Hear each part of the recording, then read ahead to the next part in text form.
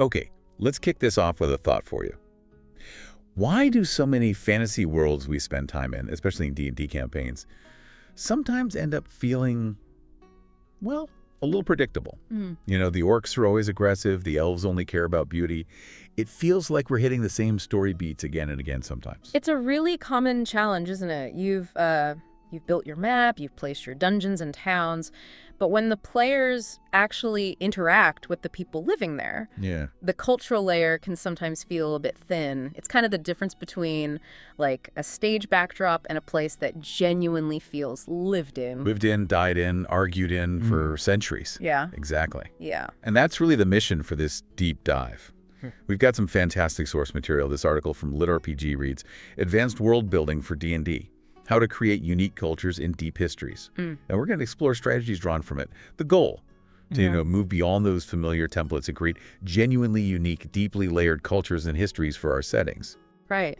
Think of it like we're just, having a chill world building session together, kind of flipping through this article, sharing some creative insights, some practical tips inspired by what's inside. Getting to the good stuff. It's about finding those little details, those rich details that make players lean forward and go, wait, hang on. Why do they do that? Yeah. Okay, let's start right at the top then.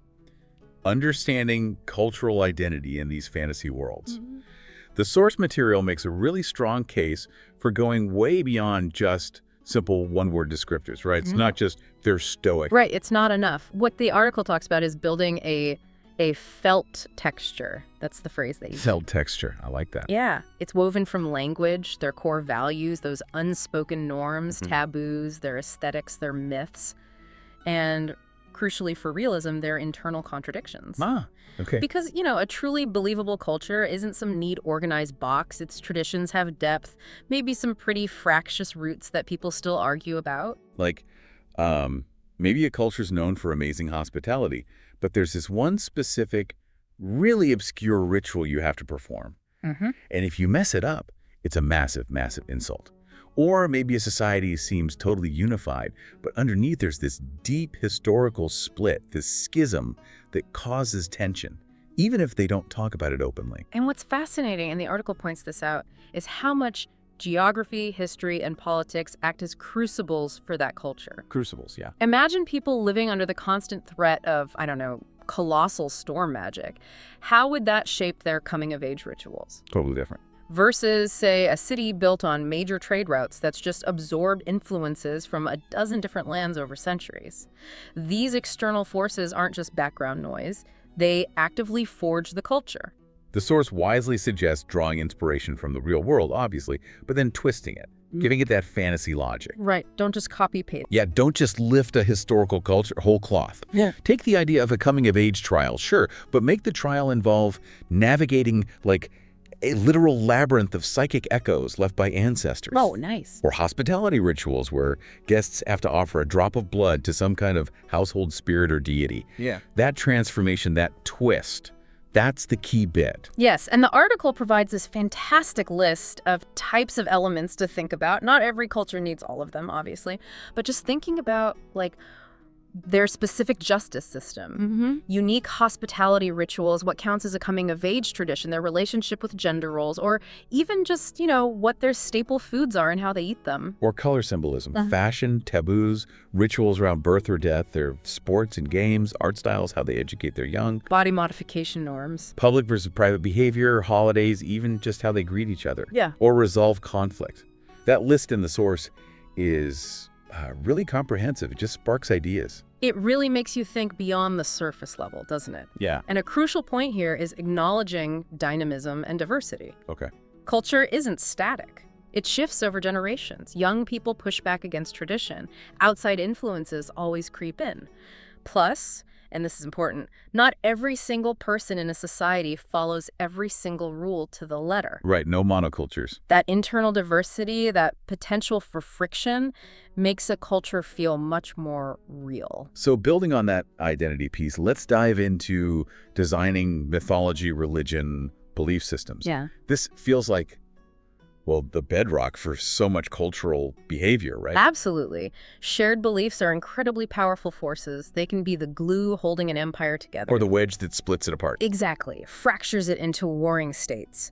And the impact ripples through every level of society, from lawmaking to art, city structure, even just the rhythm of daily life dictated by holidays or prayer times. And you've got such a rich palette to work with here. You could have a classic pantheon, gods bickering like some dysfunctional family up in the clouds, or an animistic world where spirits are in every rock and stream. A culture that worships its ancestors above all else, or maybe even a society that's fiercely rational, one that systematically rejected any kind of supernatural explanation. Which then raises the question, how do these beliefs actually show up tangibly in daily life? Yeah, how do you see it? Is there a specific color considered sacred?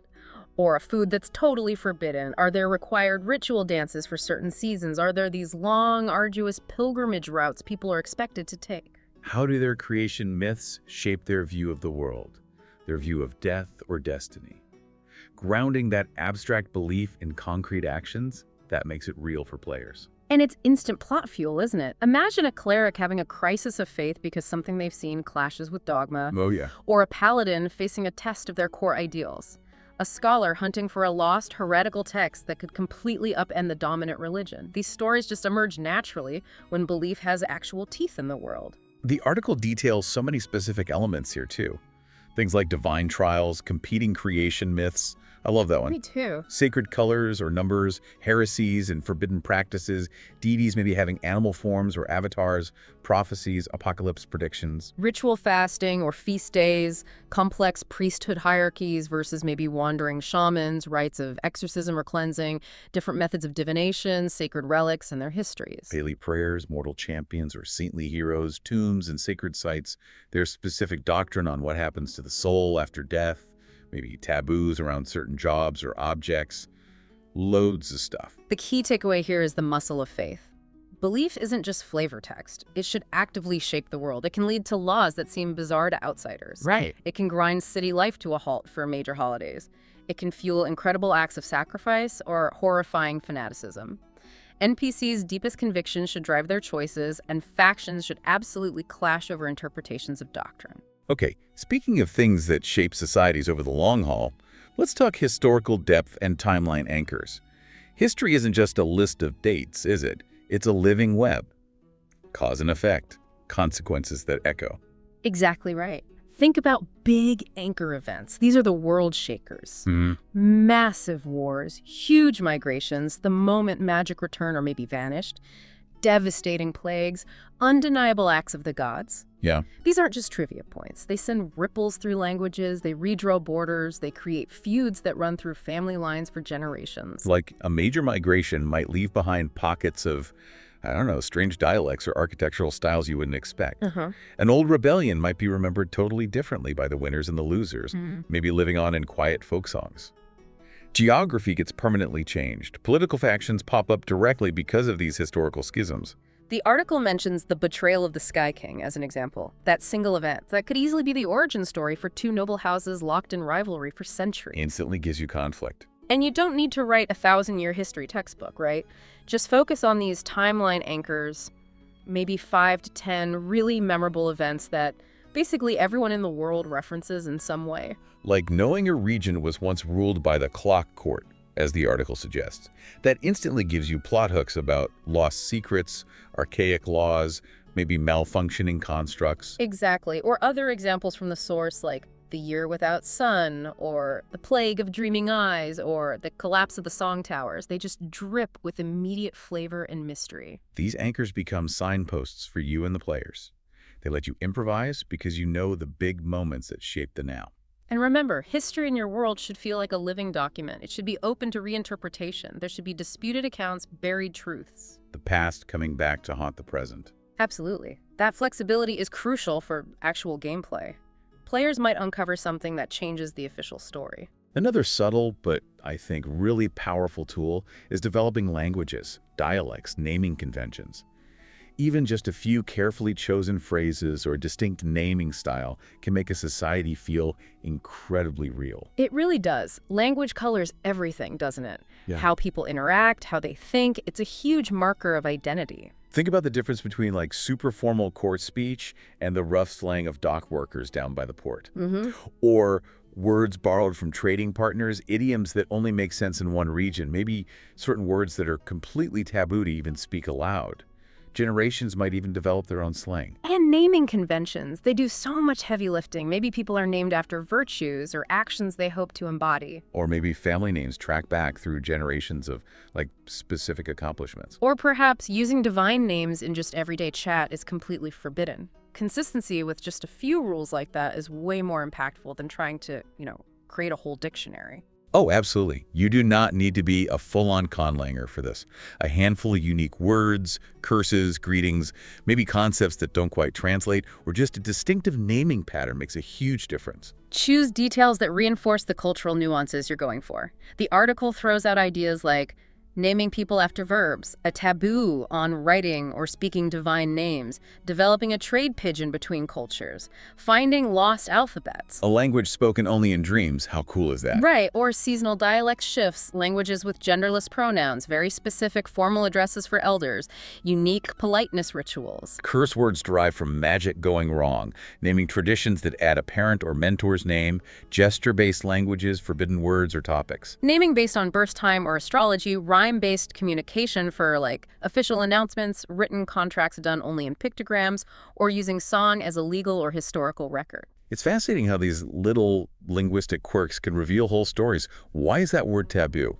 What happened to the lost alphabet? You tug on those threads, And you find hidden histories, inside jokes, old prejudices, how knowledge is preserved or kept secret. It really shapes who's an insider and who's an outsider. Okay, moving on. The source gets into politics, power, and law, which is, another massive engine for conflict and adventure in your world. Definitely. And the advice is, don't just settle for the standard stuff.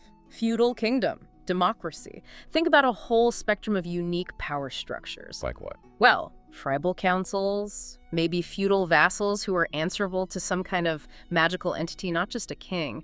Cities run entirely by merchant princes or powerful guilds, strict theocracies, maybe even pockets of anarchist collectives or societies governed by ancient contracts. And then you explore the lifeblood of that system. How is power actually won and lost? Is it bloodline, divine omen, trials by combat, consent of the governed? And what does the law truly value? Fairness, loyalty, purity, just pure survival. And how is justice sought? Reparations, duels, an oracle's verdict.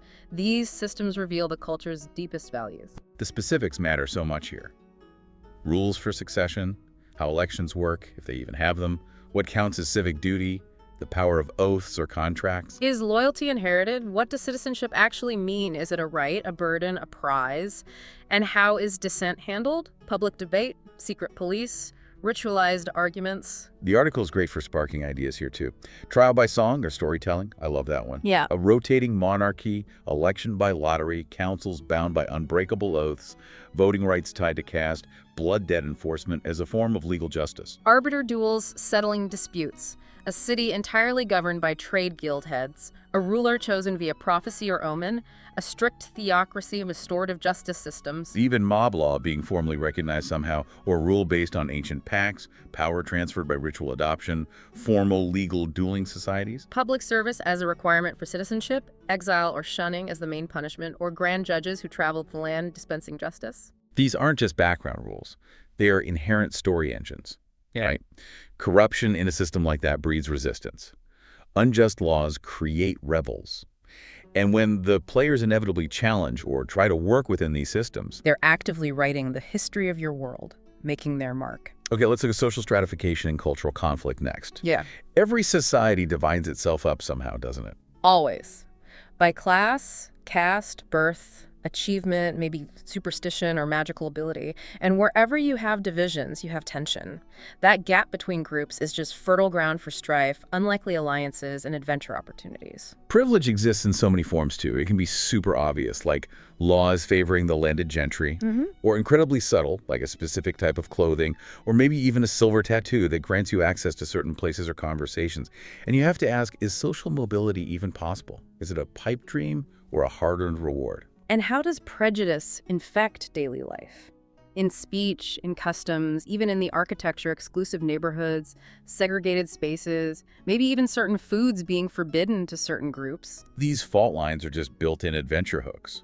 Players might find themselves navigating complex patronage systems, confronting outright bigotry. Trying to expose or fight a corrupt elite. Or befriending the underdogs who happen to hold the key to a rebellion or possess some piece of last knowledge. How does your place in society affect your basic safety, your access to education, your ability to even question tradition? And conflict born from these divisions isn't just static background noise, it's dynamic plot fuel. A forbidden arranged marriage that sparks a war between noble houses. Yeah. A seemingly innocent festival that becomes the tinderbox for a protest or a full-blown riot. Breaking a small, seemingly minor taboo that completely upends someone's life because of the social fallout. The article gives examples of different classes like scholar caste, warrior nobility, merchant princes, peasantry, guilds, priesthood, linking them to values, privileges, taboos. Which helps make it concrete. And the key is dynamism. Not everyone just accepts their place or the rules without question. There's always doubt, defiance, negotiation, resistance somewhere.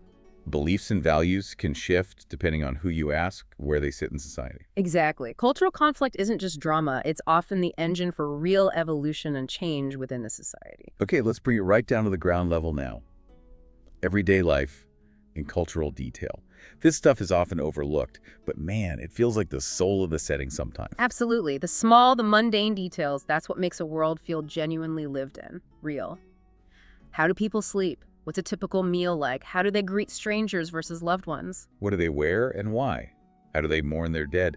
These seemingly tiny choices become these powerful touchstones for your players. They make it relatable, even if it's alien. And these details reveal so much about the culture implicitly. Their housing reflects environment and values, maybe tiered rooftops to catch precious rain, or burrowed homes for insulation against extreme heat, or tents specifically designed to withstand certain powerful winds. Clothing and body art signaling status, profession, belief through tattoos, specific colors, maybe fancy epaulets or intricate woven patterns. How do they get educated? Oral storytelling, learning ancient glyphs, masked mentors teaching in secret. Think about daily routines too. Hygiene, bathing in rivers, using sacred smoke, applying flower oils, gestures a specific bow, a clap, maybe placing a finger on the brow signals respect or insult. How do they even tell time? The sun, the tides, specific temple bells, the movement of shadows cast by certain monuments, maybe even the flight patterns of some celestial birds. Grounding the fantastical in these mundane details is key. Let players taste the strange, unfamiliar bread. Let them hear the specific calls of market vendors selling bizarre goods. Let them fumble a local greeting ritual and feel that social awkwardness. How people express emotion. Is public weeping expected in grief? Or is strict stoicism the norm? Is raucous laughter the defining feature of a celebration? It speaks volumes without needing an exposition dump. The list of everyday life and aesthetic elements in the source is, it's fantastic, really extensive. Things like bathing in flower smoke, tiered rooftop homes, generational tattoos marking lineage. Clapping or stomping is a form of greeting. Public storytelling squares as community hubs. Eating with communal spoons from a shared pot. Sleep cycles dictated by moon phases or temple bells. Ceremonial hair braiding, seasonally changing the colors of your clothes, displaying ancestral masks publicly, using song duels to resolve minor disputes. Imagine that. Yeah.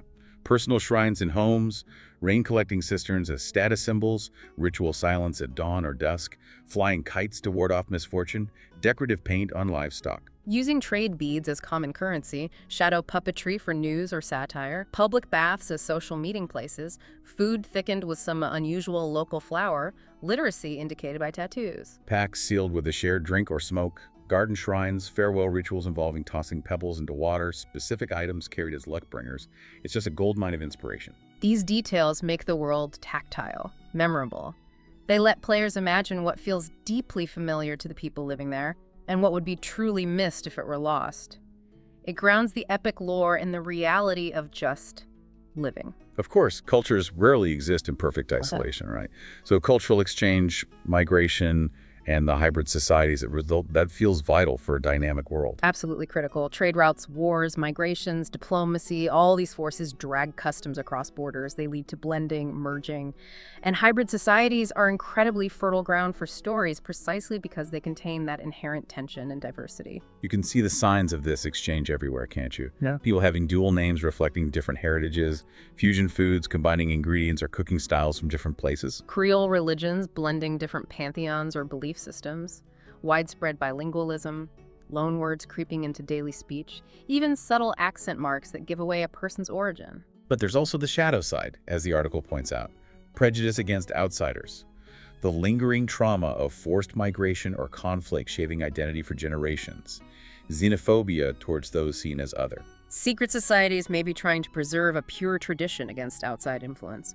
The memory of how cultures mixed peacefully or violently profoundly shapes the present reality. And this blending provides such easy plot hooks. Why do the city gates have decorative motifs from that nomadic culture way over the mountains? Why does the big solstice festival incorporate elements from a religion that was officially suppressed centuries ago? And even within a single city, you can find these microcultures thriving. The children of immigrants inventing their own slang, festivals where half-remembered myths from a distant homeland get acted out, ongoing arguments about maintaining cultural purity. Each little enclave within a hybrid society is a potential story waiting to happen. The source offers specific ideas for these hybrid details too. Fire festivals, merging traditions from different groups, dual name systems reflecting mixed heritage, architecture that literally blends distinct styles side by side. Prayers spoken in two languages during the same ceremony, political systems requiring approval from representatives of multiple cultural groups, traditional songs played on foreign instruments.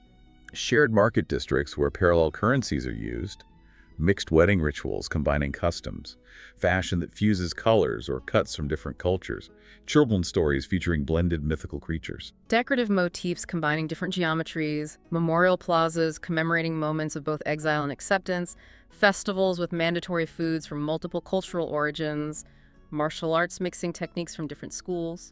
The adoption of outsider gods into a local pantheon, dance styles fusing traditions, laws recognizing double citizenship, multilingual oral traditions passing down histories, survival festivals marking shared hardship, or hero legends retold to include champions from both heritages. These hybrid cultures are vibrant, unpredictable, and just rich with dramatic tension.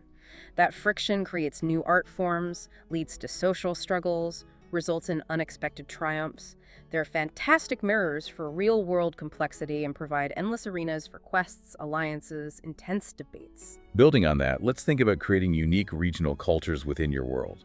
How does the land itself shape the people?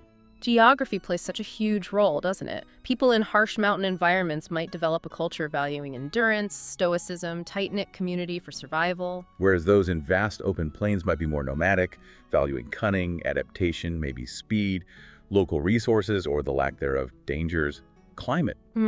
It molds everything. Art, leadership styles, architecture, clothing. But you gotta go beyond just the environment. Develop region-specific values, priorities, taboos. How do those mountain dwellers, maybe relying on reciprocal aid for harsh winters, differ in their approach to governance or negotiation compared to, like, desert traders who value fierce independence and shrewd bargaining? And always remember to add subgroups within a region. People who resist or deviate from the dominant regional culture. Keeps it from feeling monolithic. Use those everyday details we talked about to define regions visually, tangibly. A woodlands clan valuing feathers and green glass contrasts with a river kingdom known for its master weavers and boat rights. Regions might even have their own unique forms of magic, local folk remedies, specific dueling styles, or distinct funerary customs. And the interconnection between regions is key. Borderlands are often places of mixing or contested ground. Migration and war leave scars, but they also introduce new ideas, new technologies, new ways of thinking. Using contrast between regions is just powerful plot fuel. Sending characters from a strict, orderly city to a wild, adaptable, nomadic culture creates instant opportunities for misunderstanding, culture shock. Unexpected alliances. Exactly. Regional diversity makes the world feel vast and real, even if the actual map isn't continent-spanning. The article even provides that table with examples like the Ember Folk from volcanic plains valuing resilience, The American from swamps valuing cunning. Skyfarers in mountains valuing endurance, things like that. Linking region, values, beliefs, features. Really useful shorthand. That contrast is so effective. It makes travel mean something because you're entering a truly different place, not just one with slightly different colored goblins. Okay, so we've done all this work. We've built these layered cultures, these deep histories. Now, how do we actually use them? How do we use them to enrich the plot and, really importantly, player backstories? This is where it hits the table. This is where the magic happens, right? Culture is the absolute best palette for player stories. You should actively invite your players to think about their character's cultural background during creation. Don't just make it a footnote. No. What specific traits, customs, legends are important to them? Are they an adopted child from one culture trying to fit into another?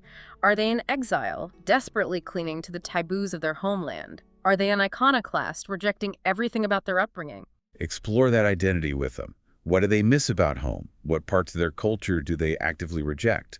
What customs comfort them in hard times? What specific prejudices do they have to deal with, either aimed at them or maybe ones they hold themselves? Was their coming-of-age rite interrupted by war? Are they carrying some small, seemingly insignificant relic that actually has deep cultural meaning only they understand? That cultural baggage can even create really interesting conflict within the party itself. Characters from different backgrounds might have inherited ideas or ingrained biases that cause friction. Leads to great role-playing. And you can frame entire plots through culture. Secrets passed down through a bloodline, curses tied to specific cultural transgressions, quests driven by the need to appease a particular deity, NPCs who perfectly embody or maybe fiercely challenge their cultural background. Like fellow exiles, rivals from back home, prejudiced gatekeepers judging them based on where they come from. Even small details can launch big quests. That random relic they carry, turns out it's the key to an ancient tomb, a proverb their grandmother always quoted. Actually a riddle pointing to hidden treasure, that forbidden love interest. The relationship itself is a cultural taboo, sparking major conflict. You gotta encourage your players to let their cultural roots drive decisions sometimes. Who do they trust? What do they fear? What do they long for? What do they seek atonement for? When player stakes are personal, when the world-building details connect directly to who their character is, those details gain immense emotional weight. The richest settings aren't just backdrops, they're living entities playing out in every backstory, every bond, every betrayal. The source gives tons of specific plot hooks, drawing on culture, recovering relics, breaking taboos, arranged marriages, inherited feuds, defending festivals, lost languages, converting faiths, seeking atonement, exposing corruption. Loads. It gives players a real reason to care about the world beyond just the next monster fight or treasure chest. Okay, the practical side then. Tracking and presenting all this complex cultural lore without just, drowning your players in exposition. How do you do that effectively? Yeah, the dreaded info dump. Avoid it. The key is clarity, color, and context. Your goal is to entice and intrigue players with the lore, not bury them under it. Visual aids can be super helpful here. Simple faction maps showing where different cultures are, maybe a little quote book handout with a few proverbs from key groups, a symbolic calendar highlighting major holidays, a simplified family tree for the ruling dynasty, just little anchor points. And provide digestible entry points. Don't lecture them about the history of the fire feather symbol. Instead, have a bard perform an epic poem where the symbol is central. Let them learn festival rules by actually participating in one, maybe messing up hilariously. Let them discover lore by visiting a shrine or making a social faux pas and having someone explain why it was wrong. Reveal it naturally through celebrations, arguments, mistakes. And what's really cool is presenting layered lore. Have the player-facing version of a myth or tradition, and then have the GM secret truth behind it. Ooh, I like that. That ritual everyone performs publicly for a good harvest. Maybe it secretly empowers some ancient entity trapped beneath the city, a truth only known to a forbidden cult. Keeps things mysterious. Keep the lore alive in the environment, too. Tie it to ruins, local plants and animals, even weather patterns, and let it unfold gradually as the campaign goes on. Most importantly, let the players uncover it, debate it, maybe even rewrite what they thought was true based on what they find. The source lists great examples of that layered lore, like the Brightwake Festival, publicly a military victory celebration, secretly a pacifist demonstration. Or the Clock Court legendary perfect judges and stories, but actually a failed political experiment in reality. Or Mourning Bells, supposedly songs of grief, but secretly used to mark traitors' families. Lore should feel like a treasure hunt. Right? A puzzle to solve, a living conversation between the world and the players. And yeah, definitely hold some secrets back. Players shouldn't know everything up front. Adds to the mystery. Definitely. Finally, let's talk about using these deep cultural elements as the actual engines for your main campaign arcs. This is where it all comes together, tying it into the big picture. Exactly. A culture's core values, its deepest fears, its foundational myths. These are incredibly powerful drivers for campaign-spanning plots. Think about themes like tradition versus innovation, law versus chaos, memory versus reinvention. When cultural conflict or transformation is the backbone of your story, it makes the plot inherently personal for anyone invested in that society. Let the drama arise directly from that friction. A campaign could be about an outlawed faith fighting for survival, or a dying culture trying desperately to preserve its traditions against assimilation. A youth movement clashing with the elders over the old ways. Players uncovering some ancient grievance or a lost truth that challenges everything people believe about their own history. These themes force players to constantly question things, don't they? Their own loyalty, their alliances, the inherited ideas they just took for granted, maybe even their own identity. It asks those big questions. What here is truly worth saving? And what maybe needs to be let go? And these cultural fault lines provide hooks for both combat and conversation. A seemingly small argument at a family dinner about upholding tradition could somehow escalate and end up impacting the fate of empires down the line. The source gives specific, culturally shaped campaign arc ideas too.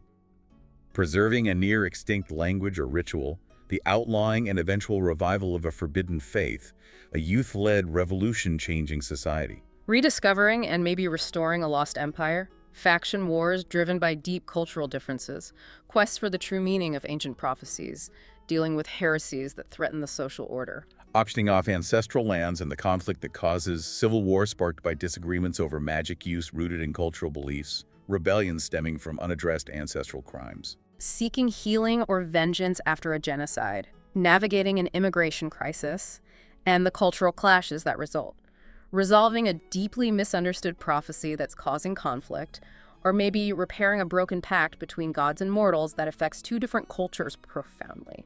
Culture basically provides this amazing lens through which you can explore the deepest emotional truths and the biggest, most existential questions in your world.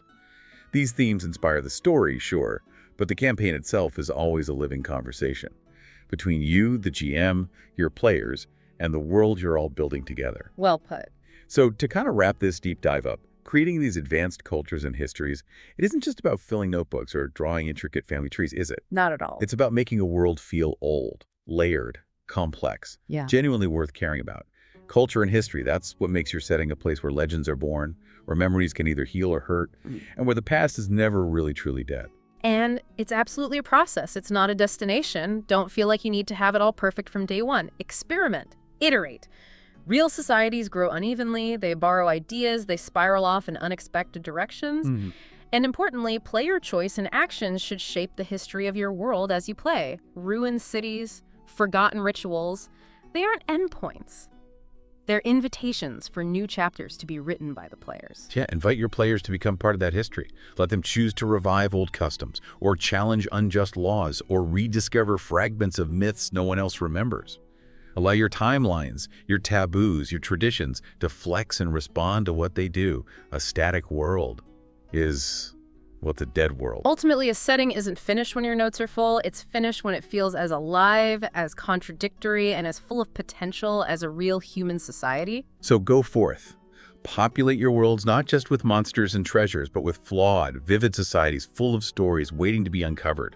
Let every corner of your world teach your players something new, maybe unsettle them a little bit, and be remembered long after the dice are put away. Couldn't agree more. That was a fantastic deep dive into creating unique cultures and deep histories for our D&D games. We drew so much practical insight from that LitRPG Reads article. Yeah, really good stuff in there. It really highlights how focusing on these cultural details, the history, the internal conflicts, it just provides endless fuel for plot, enriches character backstories, and really boosts player engagement. It absolutely gives the world a pulse, makes it breathe. So for you listening right now, here's a final provocative thought to mull over. What is one deeply held belief, or maybe a forgotten historical event, in your world that your players haven't discovered yet? Ooh. And how might unearthing that change everything when they finally stumble upon it? That's a good one. Something to chew on. A huge thank you, of course, to the source material that inspired this whole conversation, the article from LitRPG Reads. And a special shout out to Paul Bello, a fine fellow indeed. He is indeed a fine fellow. We genuinely love to hear from you.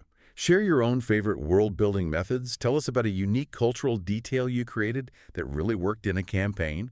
Or just share your thoughts on creating memorable societies. Drop them in the comments or wherever you engage with the show.